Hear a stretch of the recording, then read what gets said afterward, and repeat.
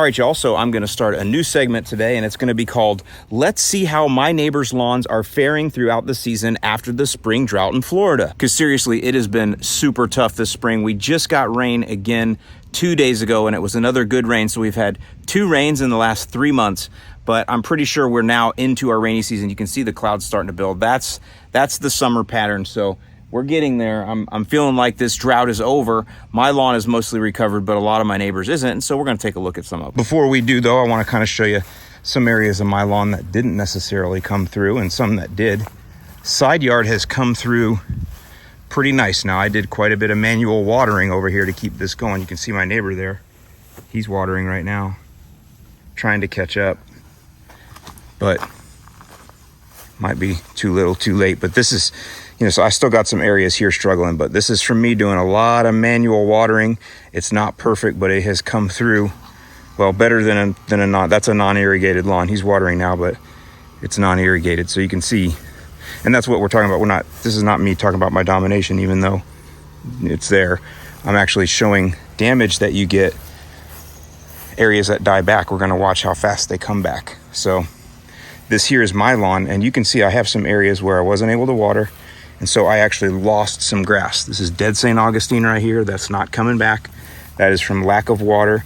So some stolons lived. You can see all through there. Here, let me just show you. It's important to understand how this grass grows. There we go.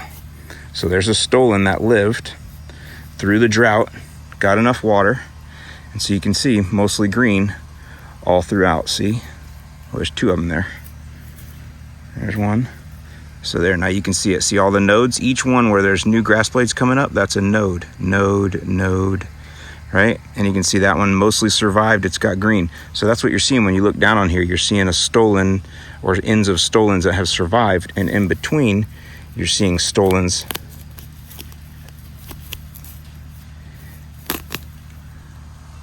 that didn't survive. Well, that part of it didn't survive. That part of it didn't survive. The middle part did. Pretty interesting, right? Just a whole different type of grass. Anyway, you can see over here, I got a dead spot. So that's what I mean. We're going to monitor how long is it going to take with proper watering for that little bit of St. Augustine that remains. How long will it take for that to fill in? Because this is all my lawn right here. And then this over here is bad. I suspect, you guys always ask about why I don't have a sidewalk. I suspect there was supposed to be a sidewalk here, obviously, because it goes all the way down that way. So I suspect that there was a bunch of debris or something thrown here. There's obviously utilities here. So I have no idea, but it always just dries out. So I think there's a bunch of junk under there. So I got to figure out what I'm going to do about that. But this will come back eventually if we get enough rain to sustain it. So anyway, I just want to show, I did lose some areas of my lawn during the drought. Of course, you can see, we'll watch my neighbors too. And I'll make a prediction. By the way, that's where there's a sprinkler head. I'll make a prediction. All that will be green in about 8 weeks. But for the most part, this is what my lawn looks like, because I worked hard to keep it going. I put in the work with the manual hand watering when I could, dialed in my irrigation as best as I could. So it doesn't look perfect. I got some areas in here that are a little brown, a little struggling still.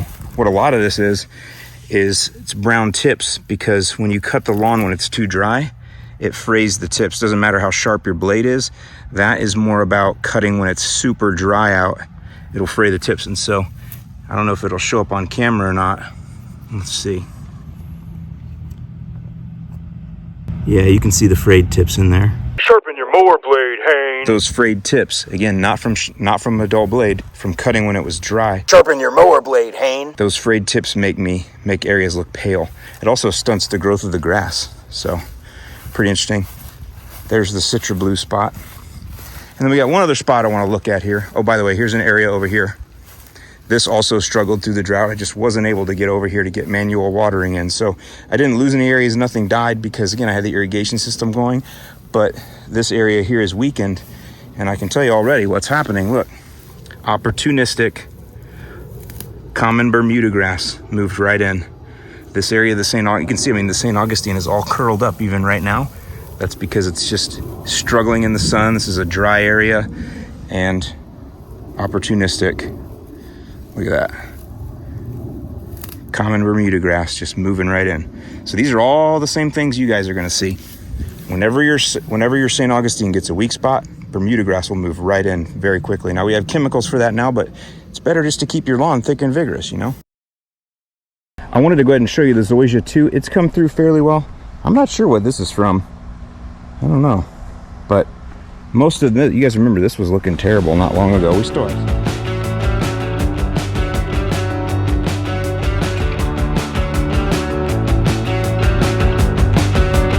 We still have some spots. I mean, again, it's still sunny and hot today in the 90s, even though we had rain yesterday, that good rain.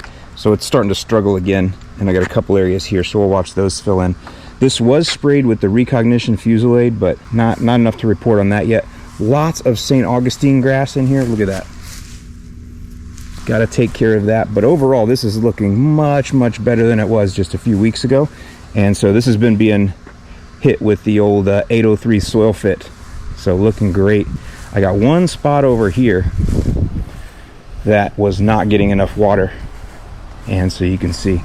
So we'll watch that recover as well. It's all dried up. Little torpedo grass in there. That's what this is. So this is Bermuda and zoysia mixed right there. And then the green, that's torpedo grass being opportunistic and coming through.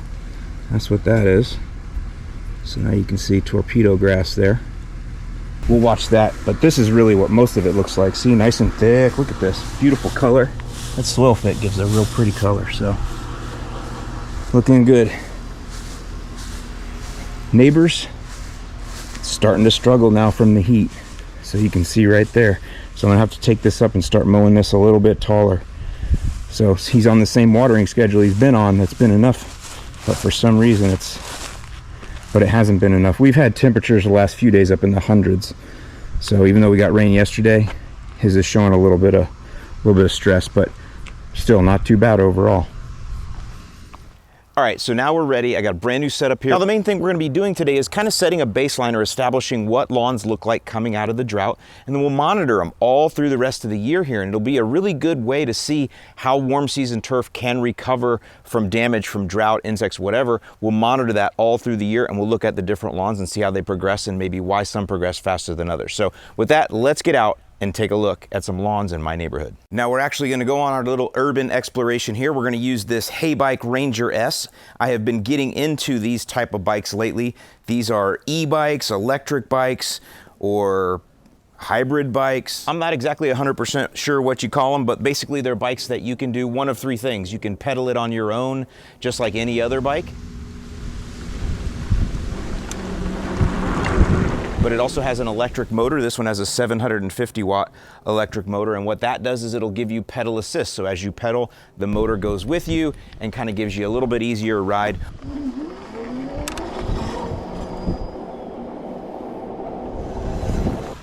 Or since this is a class 3, it also has a throttle on it, so you don't have to pedal at all. You can just ride it like an electric moped.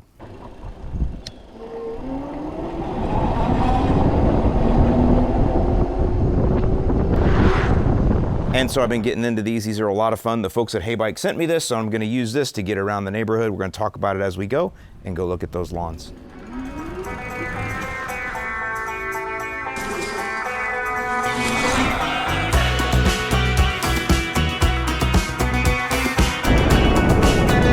All right, so I'm seeing quite a bit of this. This one is super obvious, and you can see right there.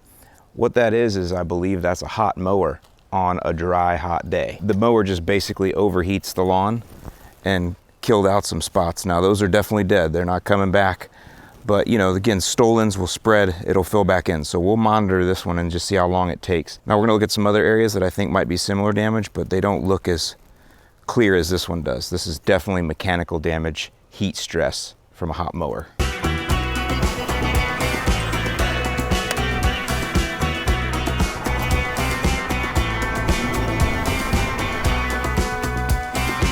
I believe this is also heat stress from a hot mower, because you can kind of see where it goes down. There's a little bit of green in the middle, so it maybe came back and around, you know, but this definitely looks like the same thing. Hot mower heat damage, and you're gonna see it over in the parkway too a lot more. because it's probably a big 60-inch mower straddling that entire parkway and just burning it right up. And, you know, maybe even it's sitting lower because of the concrete or because of the gutter over there. It might be sitting lower, so more heat touching. But yeah, I believe that's what that is too. That's heat damage from a mower.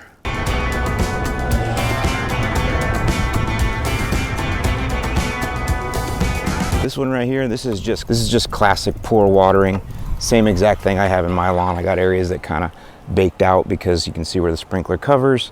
You can see out there where it doesn't. Interestingly enough, the dry area out here, a lot more wild Bermuda. You won't be able to probably see that necessarily, but where it's well watered, the St. Augustine is a lot thicker. There's a lot of wild Bermuda in there too, everywhere. But where the watering is better, the St. Augustine is thicker, and where the watering is not as good, it's almost all Bermuda. So it seems like Bermuda grass does better in the drought than does the St. Augustine. At least that's what I'm seeing from my lawn too, right? Remember I showed you the areas that dried out, opportunistic, the Bermuda grass moved right in. Did it there too, just on a much bigger scale. That's all Bermuda, all the way out there and around. Almost no St. Augustine in there.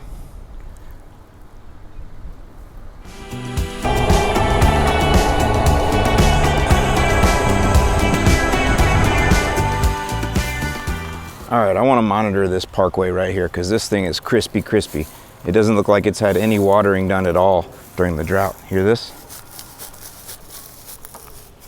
So this will be a good one to monitor, is once the rainy season kicks in, which maybe today.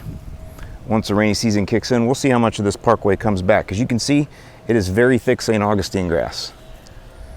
It's just all, I don't know if that's dormant or dead. I guess we'll find out. There is some Bermuda grass in there. Again, we're gonna keep mentioning that, but crispy. So see how this one ends up doing here over time. I do want to show it's not all doom and gloom. Look at how nice this lawn looks.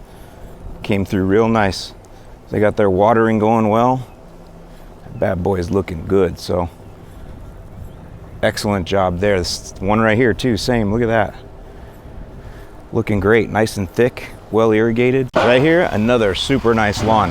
And you know, the thing about the nice lawns is they're well irrigated, but you also see they're dark green because they're pumped with nitrogen. Never underestimate the importance of nitrogen, because that's what's going to keep their lawn vigorous and growing. Water is important, but you need to fuel it with nitrogen so it can stay thick, and that's what's going to keep that common Bermuda and other stuff out. All right, another thing I wanted to do was come over here because we got us a nice little stretch of Bahia grass. Bahia grass! And it is super dormant. And when I say super dormant, that is a technical term. Look at that. That's all Bahia. The only Bahia that's not dormant is right here along the edges. And I'm assuming it's because morning dew is getting down in there and it's keeping it a little bit better watered. Even though that's a heat zone, it's not about the heat in this point. There must be some sort of water coming off, splashing along the edge, because that's the only part that's green. But the rest, look at that, super dormant. You know, you guys would be thinking you need to resod this, but watch. This is gonna come right back. It'll be super green. We just need the rain. So, and this is a common area, so it's not gonna get any additional watering. There's no irrigation over here, so it's only gonna get rain. You watch, this will come back nice. And really, it's pretty good. It's only Bahia grass. I don't see any other junk in here, really. So, we'll follow that one through the year too. So there you go, y'all. There's the trek around looking at the lawns in the neighborhood. We'll keep monitoring those, like I said, because I think it'll be fun just to see how they come along and how they do. Now, I did want to mention a little bit more about the Ranger S. Okay, now a little bit more about this Ranger S. You know, being that I'm 5'8" tall, I really like this open frame design here in the middle. It's called step through, and that's cool because back in my day, this type of frame was only found on the girls' bikes. I'm glad the biking world has evolved to accommodate us short guys. Let me also demonstrate that this is a folding e-bike for those times when you're out riding in the HOA public park and you need to make yourself small so Karen doesn't call the law. Just look at that footprint. It's super tiny. It's got hydraulic brakes and I slammed on them pretty good. They work very well, nice and smooth. No fishtailing or anything weird like that. And check this out, dude. Authentic Chow Yang hippo skin tires. Now I was able to get the Ranger S up to around 25 miles per hour after adjusting the speed limiter inside their mobile app. And here you can also adjust the speed and sensitivity for each of the 5 assisted modes, as well as map your rides. So one question I had about this was security, because you can actually turn the bike on and off right here, or you can turn it on and off via the app, but the app doesn't actually lock it or anything. You can actually still just come here and manually turn it on and off no matter what. So obviously I can get a bike lock, that's important, but what other security is there? Well, it's interesting because it does come with keys, and what the keys are for is to unlock the battery. So one measure of security, you could just take the battery with you, but that is heavy. But what you can do though, that's a good alternative, is it comes with this little on-off switch.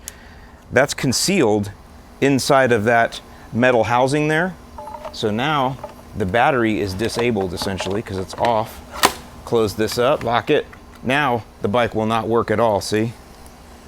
Won't work at all because I turned the battery off. So that's another little added little security feature there while we got the battery out. So they'll tell you that you get 55 miles of range from this. Now that's not just you hammering down on the little hand throttle there. What that means is you're gonna be doing some pedal assisted, some throttle.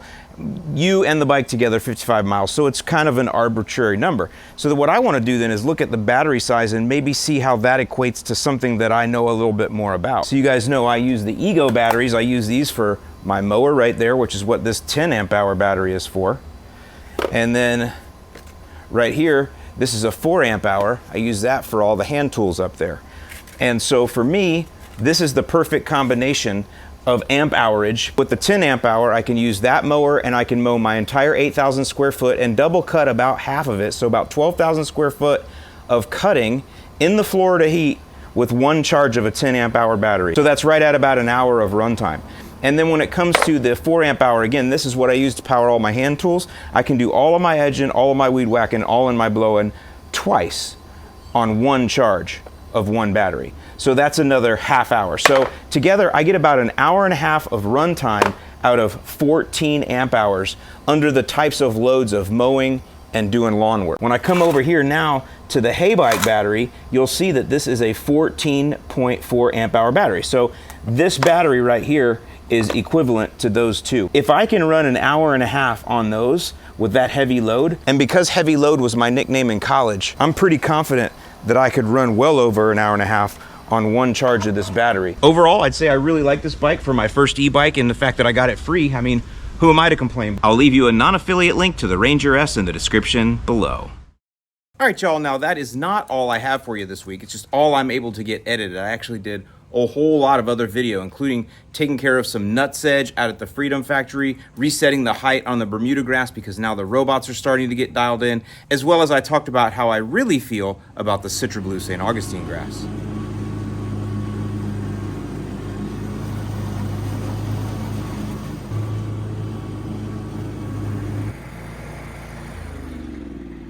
I just have to stop here for a second. I hope you guys are enjoying the time lapses so far by there. Real pretty with the clouds, huh? Let's hope they give us some rain. But I really just wanted to take a minute to stop here and take a look at this CitraBlue St. Augustine grass. Look at it just singing to me. The only fur it got was flagship about 6 weeks ago. So look at that. It's just gorgeous, shining. Now I'm hurting it. If you see any little light spots through there, that's where I'm kind of scalping it. I'm biting her pretty hard, you know, and so, you know, I'm down. You want to see where I'm at? You'll never believe it. By the way, Kubota, this one, made in Georgia. So what is that?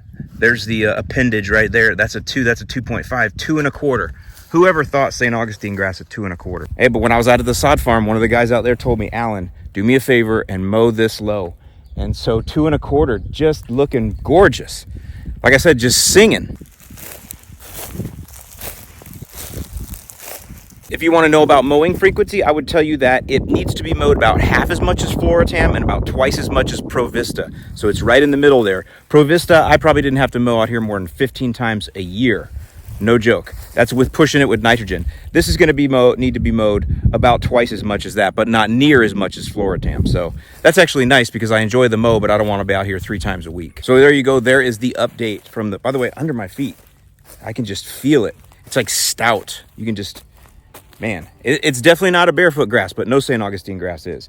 But this one is stout and low cut, and it just looks toit. So I'll be giving you all a whole lot more updates on that coming up over the next couple 2-3 weeks. With that, I thank you guys for watching all the way to the end here, and thanks for letting me try something a little bit different with the e-bike here, and for putting up with me while I have a little fun. With that, I hope you guys enjoy the rest of your weekend and get to enjoy the mow. And as always, I'll see you in the lawn.